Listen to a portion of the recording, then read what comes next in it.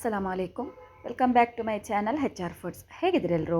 ಮಧ್ಯಾಹ್ನ ಊಟ ಆಗಿ ಮಲಗುವ ಒಂದು ಅಭ್ಯಾಸ ಇದೆ ನನಗೆ. ಮಲಗಿ ಹೇಳುವಾಗ ಮೋತಿಚೂರ್ಕೆ ಲಡ್ಡು ತಿನ್ನಬೇಕು ಅಥವಾ ಏನಾದರೂ ಸ್ವೀಟ್ ತಿನ್ನಬೇಕಂತ ಮನಸ್ಸಾಯಿತು. ಸೊ ನಾನಿವತ್ತು ಮೋತಿಚೂರ್ಕೆ ಲಡ್ಡು ಮಾಡುವಂತ ಡಿಸೈಡ್ ಮಾಡಿದ್ದೇನೆ, ತುಂಬ ಈಸಿ ಮೆಥಡಲ್ಲಿ. ಹಾಗಾಗಿ ಅನಿಸಿದೆ ನಾನು ನಿಮಗೆ ಕೂಡ ಅದನ್ನು ಶೇರ್ ಮಾಡ್ತೇನೆ, ತುಂಬ ಈಸಿಯಾಗಿ ಮಾಡ್ಬೋದಲ್ವಾ ಅಂತೇಳಿ. ಹಾಗಾಗಿ ನಾನು ಈಗ ನಿಮಗೆ ಹೇಗೆ ಮಾಡೋದಂತ ಹೇಳಿಕೊಡ್ತೇನೆ, ಬನ್ನಿ ಫ್ರೆಂಡ್ಸ್. ಫಸ್ಟಿಗೆ ನಾನಿಲ್ಲಿ 2 ಕಪ್ಪು ಕಡಲೆ ಹಿಟ್ಟು ತಗೊಳ್ತಾ ಇದ್ದೇನೆ. ಈ 2 ಕಪ್ಪು ಕಡಲೆ ಹಿಟ್ಟಲ್ಲಿ 750 ಗ್ರಾಮ್ ನಮಗೆ ಲಡ್ಡು ಆಗ್ತದೆ. ಕ್ವಾಂಟಿಟಿ ನಾವು ಲೆಕ್ಕ ಮಾಡೋದಾದರೆ 15 ಲಡ್ಡು ನಮಗೆ ಸಿಗ್ತದೆ ಫ್ರೆಂಡ್ಸ್.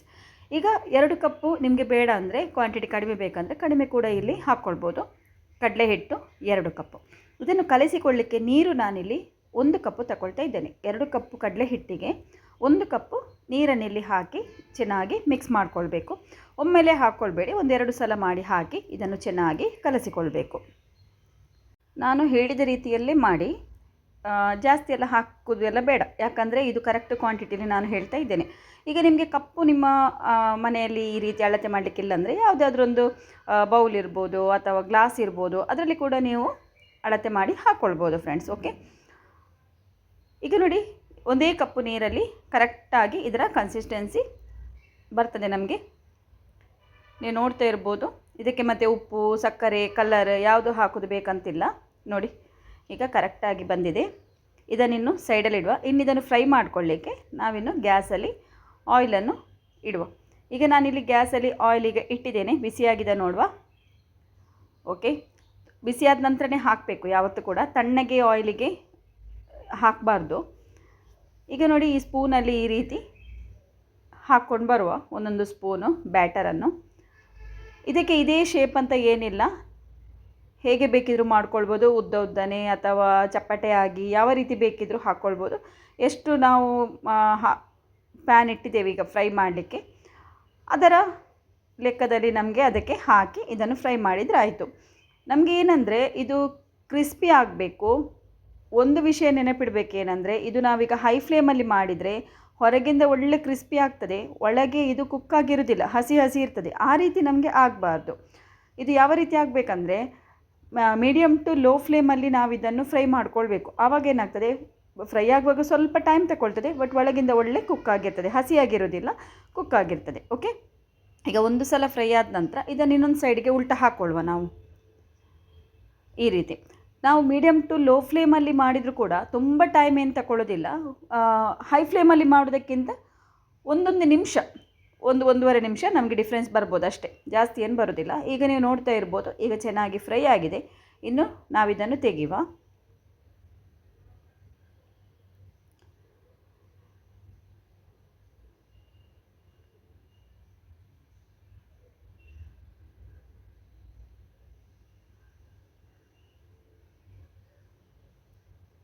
ಇನ್ನೂ ಉಳಿದ ಬ್ಯಾಟರ್ ಉಂಟಲ್ವ, ಅದನ್ನು ಕೂಡ ಇದೇ ರೀತಿ ಫ್ರೈ ಮಾಡಿ ತೆಗೆದಿಡುವ. ನಾನು ಹೇಳಿದ್ದಾರೆ ನಿಮಗೆ ಯಾವ ರೀತಿ ಬೇಕಿದ್ರೆ ಹಾಕ್ಬೋದು, ಇದೇ ಶೇಪ್ ಅಂತ ಏನಿಲ್ಲ. ಹಾಕಿ ಆದ ನಂತರ ಇದನ್ನೆಲ್ಲ ಸ್ವಲ್ಪ ತಣ್ಣಗೆ ಆಗಲಿಕ್ಕೆ ಸೈಡಲ್ಲಿ ಇಟ್ಟು ಬಿಡುವ. ಬಿಸಿ ಬಿಸಿ ಇರುವಾಗ ನಮಗೆ ಮಿಕ್ಸಿಗೆ ಹಾಕಲಿಕ್ಕೆ ಆಗೋದಿಲ್ಲ, ಸೊ ಸ್ವಲ್ಪ ತಣ್ಣಗಾಗಬೇಕು. ಈಗ ನೀವು ನೋಡ್ತಿರ್ಬೋದು, ತಣ್ಣಗೆ ಆಗಿದೆ, ಯಾವುದೇ ಶೇಪ್ ಇಲ್ಲ ಇದಕ್ಕೆ, ಈ ರೀತಿ ಇದೆ. ಇನ್ನಿದನ್ನು ಮಿಕ್ಸಿ ಜಾರಿಗೆ ಹಾಕ್ಕೊಂಡು ದರದರನೆ ಅಂದರೆ ರಫ್ಲಿ ಆಗಿ ಇದನ್ನು ಗ್ರೈಂಡ್ ಮಾಡಿಕೊಳ್ಬೇಕು. ತುಂಬ ಸಣ್ಣ ಸಣ್ಣ ಪೀಸಾಗಿ ಪೌಡರ್ ಥರ ಎಲ್ಲ ಮಾಡೋದು ಬೇಡ, ಒಂದು ಕಣದ ಹಾಗೆ ಇರಬೇಕು. ಆ ರೀತಿ ಇಲ್ಲಿ ನಾವು ಇದನ್ನು ಗ್ರೈಂಡ್ ಮಾಡಿದರೆ ಸಾಕು. ಅಂದರೆ ಒಂದು 4-5 ಸಲ ರನ್ ಮಾಡಿದರೆ ಸಾಕು ಮಿಕ್ಸಿ, ಜಾಸ್ತಿ ಮಾಡೋದು ಬೇಡ. ಈಗ ನೀವು ನೋಡ್ತಾ ಇರ್ಬೋದು ನೋಡಿ, ಈ ರೀತಿ ಸಣ್ಣ ಸಣ್ಣ ಪೀಸ್ಗಳಾಗಿ ನಮಗೆ ಕಾಣಬೇಕು, ಅಂದರೆ ಮೋತಿ ಥರ ಬರಬೇಕಿದು. ಅದಕ್ಕೋಸ್ಕರ ತುಂಬ ಸಣ್ಣ ಸಣ್ಣ ಪೀಸೆಲ್ಲ ಮಾಡಿ ಪೌಡರ್ ಥರ ಎಲ್ಲ ಮಾಡೋದು ಬೇಡ. ಈ ರೀತಿ ನಮಗೆ ಆದರೆ ಸಾಕು. ಈಗ ಇದು ರೆಡಿಯಾಗಿದೆ. ಇನ್ನು ಇದನ್ನು ಸೈಡಲ್ಲಿಟ್ಟು ನಾವಿನ್ನು ಸಕ್ಕರೆ ಪಾಕ ಮಾಡಿಕೊಳ್ಳುವ. ಈಗ ಸಕ್ಕರೆ ಪಾಕ ಮಾಡಲಿಕ್ಕೆ ನಾನಿಲ್ಲಿ ಸಕ್ಕರೆ 1/4 ಕಪ್ಪು ತಗೊಂಡಿದ್ದೇನೆ. ಇದಕ್ಕೆ ನೀರಿದು ಕ್ವಾಂಟಿಟಿ ಕೂಡ ನಾನು 1/4 ಕಪ್ಪೇ ಹಾಕ್ತಾ ಇದ್ದೇನೆ. ನಾನಿಲ್ಲಿ ಮಾಡಿದ ಸಕ್ಕರೆದು ಅಂದರೆ ಸ್ವೀಟ್ ಜಾಸ್ತಿ ಕೂಡ ಅಲ್ಲ, ಕಡಿಮೆ ಕೂಡ ಅಲ್ಲ, ಮೀಡಿಯಮ್ ಆಗಿದೆ. ಈಗ ನಿಮಗೆ ಕಡಿಮೆ ಬೇಕಂದರೆ ಕಡಿಮೆ ಕೂಡ ಹಾಕ್ಕೊಳ್ಬೋದು ಕ್ವಾಂಟಿಟಿ ಸಕ್ಕರೆದು, ಹಾಗೆ ಜಾಸ್ತಿ ಬೇಕಿದ್ದರೆ ಜಾಸ್ತಿ ಕ್ವಾಂಟಿಟಿ ಕೂಡ ನೀವಿಲ್ಲಿ ಸಕ್ಕರೆದು ಹಾಕ್ಕೊಳ್ಬೋದು ಫ್ರೆಂಡ್ಸ್. ಓಕೆ, ಇನ್ನಿದಕ್ಕೆ ನಾನು ಸ್ವಲ್ಪ ಪಿಂಚಷ್ಟು ರೆಡ್ ಫುಡ್ ಕಲರ್ ಆ್ಯಡ್ ಮಾಡಿದ್ದೇನೆ. ಹಾಕುವಾಗ ಸ್ಕಿಪ್ ಆಗಿದೆ ನಂದು ವಿಡಿಯೋ. ಇದು ಹಾಕೋದ್ರಿಂದ ಲಡ್ಡು ಕೂಡ ಒಳ್ಳೆ ಕಲರ್ಫುಲ್ಲಾಗಿ ಬರ್ತದೆ. ಇನ್ನು ಇದನ್ನೆಲ್ಲ ಮಿಕ್ಸ್ ಮಾಡುವ. ಒಂದು ಸಲ ಎಲ್ಲ ಮಿಕ್ಸ್ ಮಾಡಿ ಆದ ನಂತರ ಇದನ್ನು ಕುದೀಲಿಕ್ಕೆ ಬಿಡುವ ಫ್ರೆಂಡ್ಸ್. ನೋಡಿ ಈಗ ಸ್ವಲ್ಪ ಸ್ವಲ್ಪ ಕುದೀತಾ ಉಂಟು. ಈ ರೀತಿ ಕುದಿಯುವಾಗ ಇದಕ್ಕೆ ಒಂದು ಅರ್ಧ ಟೀ ಸ್ಪೂನ್ ನಾನು ಏಲಕ್ಕಿ ಪುಡಿಯನ್ನು ಹಾಕ್ತಾ ಇದ್ದೇನೆ.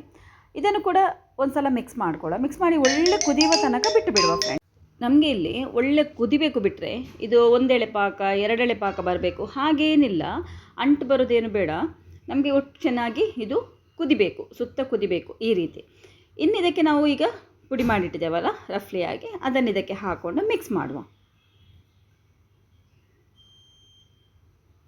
ಓಕೆ, ಈಗ ನೋಡಿ ಒಂದು 30 ಸೆಕೆಂಡ್ಸ್ ಮೀಡಿಯಮ್ ಫ್ಲೇಮಲ್ಲಿ ಸ್ವಲ್ಪ ಮಿಕ್ಸ್ ಮಾಡುವ.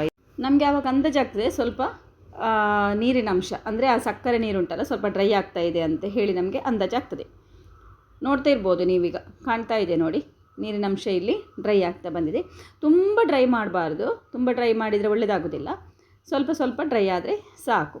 ಈ ರೀತಿ ಇಲ್ಲಿ ಆಗುವಾಗ ಇನ್ನು ನಾವಿಲ್ಲಿ ಗ್ಯಾಸಿದು ಫ್ಲೇಮನ್ನು ಆಫ್ ಮಾಡಿಬಿಡುವ.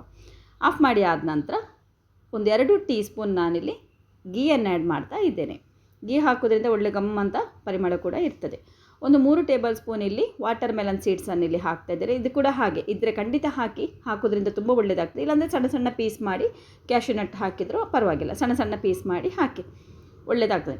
ಇನ್ನಿದು ಎಲ್ಲ ಮಿಕ್ಸ್ ಮಾಡಿ ಆದ ನಂತರ ಒಂದು 5 ನಿಮಿಷ ಬಿಡುವ. ನಮಗೆ ಕೈಯಲ್ಲಿ ಲಡ್ಡು ಮಾಡಲಿಕ್ಕೆ ಆಗುವ ಹಾಗೆ, ಮುಟ್ಲಿಕ್ಕೆ ಆಗುವ ಹಾಗೆ ಸ್ವಲ್ಪ ತಣ್ಣಗೆ ಆಗಲಿ.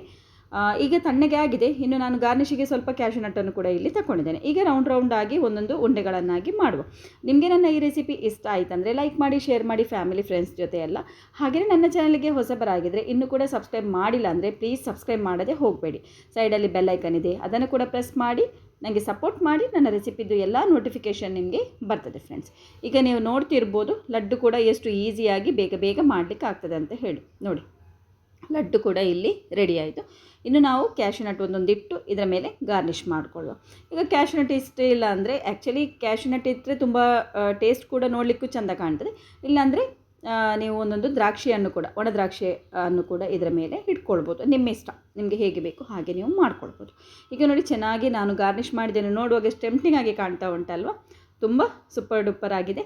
ನೋಡಿ, ಈಗ 2 ಕಪ್ಪು ಬೇಸನಲ್ಲಿ ನಾವೀಗ 15 ಲಡ್ಡು ಮಾಡಿದ್ದೇವೆ. ನೀವು ನೋಡ್ತಾ ಇರ್ಬೋದು 15 ಲಡ್ಡು ಇಲ್ಲಿ ರೆಡಿಯಾಗಿದೆ.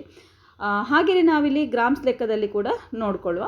ಗ್ರಾಮ್ಸ್ ಲೆಕ್ಕ ನೋಡಿದರೂ ಕೂಡ ಇಲ್ಲಿ 750 ಗ್ರಾಮ್ಸ್ ನಮಗೆ ಲಡ್ಡು ರೆಡಿಯಾಗಿರ್ತದೆ. ಫಸ್ಟಿಗೆ ನಾವು ಪ್ಲೇಟಿದೊಂದು ವೆಯ್ಟ್ ನೋಡಿ ಇಲ್ಲಿ 0 ಮಾಡಿಕೊಳ್ಳುವ. ನೋಡಿ, ಈಗ ಪ್ಲೇಟಿದು ವೆಯ್ಟ್ ಇಲ್ಲಿ 0 ಆಯಿತು. ಇನ್ನು ನಾವು ಈ ಲಡ್ಡು ಇದೇ ಪ್ಲೇಟಲ್ಲಿಟ್ಟು ವೆಯ್ಟ್ ನೋಡುವ. ನೋಡಿ, 777 ಗ್ರಾಮ್ಸ್, ಅಂದರೆ 3/4 kgಕ್ಕಿಂತ ಸ್ವಲ್ಪ ಕಡಿಮೆನೇ, ಜಾಸ್ತಿನೇ ಇದೆ. ನೀವು ನೋಡ್ತಾ ಇರ್ಬೋದು. ನಿಮಗೆ ಕೂಡ ಇದೇ ರೀತಿ ಲಡ್ಡು ಮನೇಲಿ ಮಾಡಿ ಎಲ್ಲರಿಗೆ ತಿನ್ನಿಸಿ ಖುಷಿ ಪಡಬೇಕಂತ ಇದ್ದರೆ ನೀವು ಕೂಡ ಒಂದು ಸಲ ಮನೆಯಲ್ಲಿ ಟ್ರೈ ಮಾಡಿ ನೋಡಿ. ನನಗಂತೂ ಸ್ವೀಟ್ ಅಂದರೆ ತುಂಬಾ ಇಷ್ಟ. ನಾನು ಹೋಗ್ತೇನೆ ತಿನ್ನಲಿಕ್ಕೆ, ನನಗೆ ಇನ್ನು ಕಂಟ್ರೋಲ್ ಆಗೋದಿಲ್ಲ ಇದನ್ನಿಟ್ಟು ನೋಡಲಿಕ್ಕೆ. ನಿಮಗೆ ಕೂಡ ಈ ಈಸಿಯಾಗಿ ಮಾಡುವಂತಹ ಲಡ್ಡು ಮಾಡಬೇಕಂತಿದ್ರೆ ಮನೆಯಲ್ಲೊಮ್ಮೆ ಖಂಡಿತ ಟ್ರೈ ಮಾಡಿ ನೋಡಿ. ನಾನು ಇನ್ನೊಂದು ಹೊಸ ರೆಸಿಪಿಯೊಂದಿಗೆ ಬರ್ತೇನೆ. ಅಲ್ಲಿ ತನಕ ಬಾಯ್, ಅಸ್ಸಲಾಮು ಅಲೈಕುಮ್.